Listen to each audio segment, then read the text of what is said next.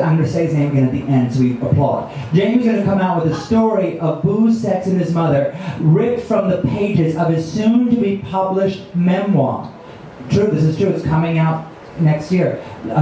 Dangerous When Wet. Let's give a warm round of applause to my dear friend Jamie Brickhouse. A round of applause!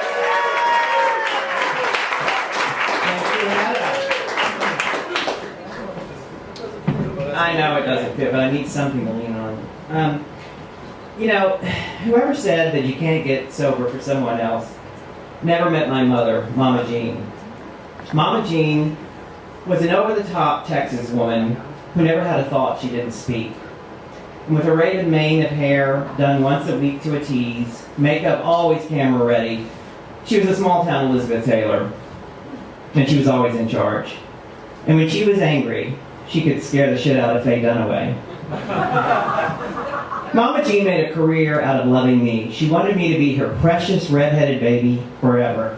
Oh, if I could only shrink you back to age 5. That was the perfect age.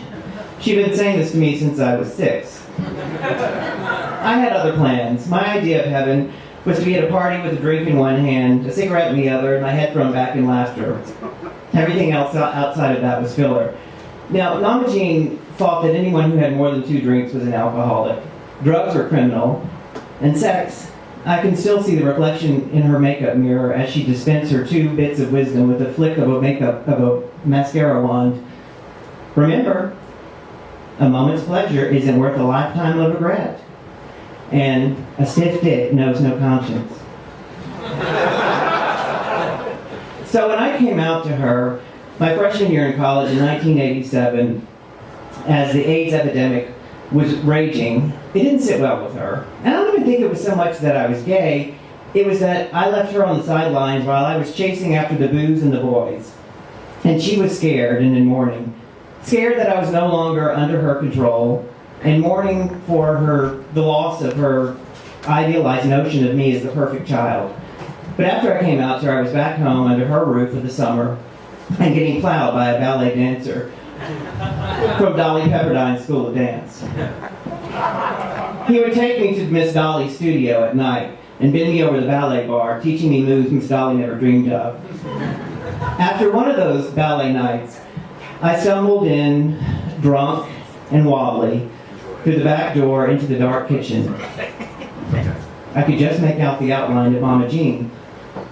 Her bubble of hair was a perfect circle sitting atop the triangle of her floor-length velour zip-up robe, which was anchored by her gold slippered feet. Where in the hell have you been?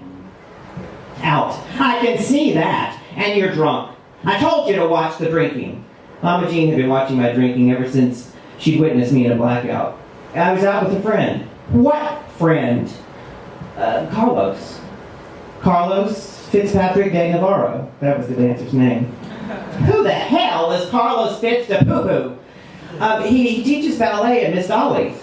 I threw out Miss Dolly because Mama Jean knew her, and I wanted to give Carlos a tutu of respectability. Silence. So I thought I'd impress her. He used to dance with the New York City Ballet. New York? Have you heard of AIDS?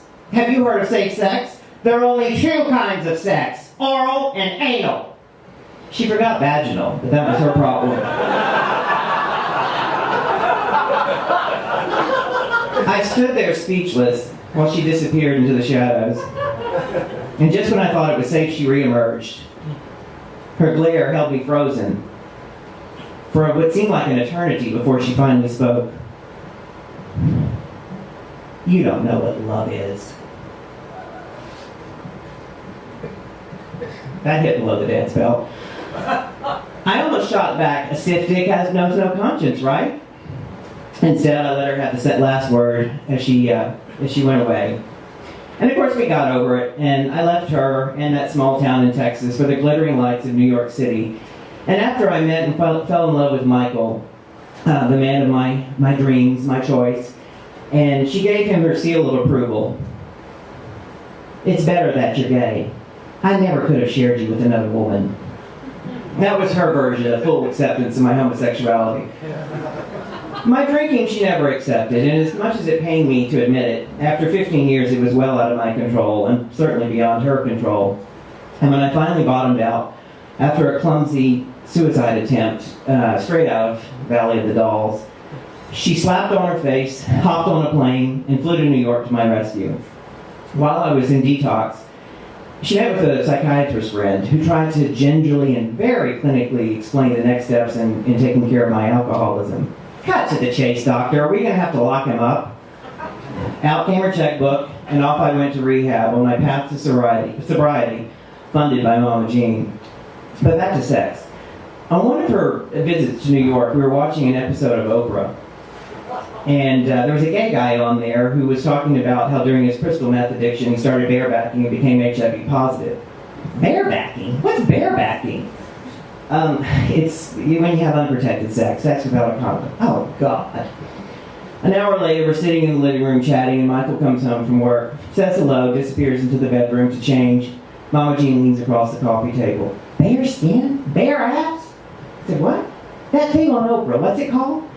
Oh, barebacking, why? Never mind. Michael?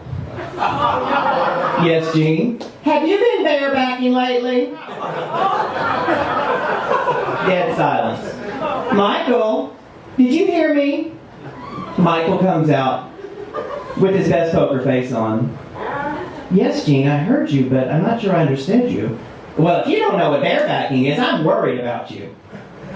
The story became an instant Mama Jean classic, right up there with her only two kinds of sex. Now, a few short years later, her mind started slipping away. She was hijacked by Lewy body dementia. Think Alzheimer's, only weirder and worse. And when she first went haywire, hit bottom, if you will, I did for her what she did for me, and I hopped on a plane to try to rescue her.